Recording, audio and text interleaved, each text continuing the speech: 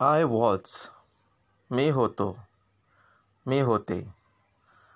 भूतकाळात आय या कर्त्यासोबत बी या क्रियापदाचे वॉज हे रूप वापरले जाते. उदाहरणार्थ, आय वॉज इन ट्रेन, मी ट्रेनमध्ये होतो.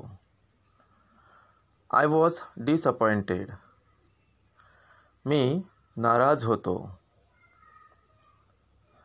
आय वॉज व्हेरी एक्सायटेड, मी अतिशय उत्साहित होतो. आय वॉज हेल्पलेस, मी असहाय्य होतो. I was able to play, मी खेळू शकत होतो. आय वॉज लकी, मी नशीबवान होतो.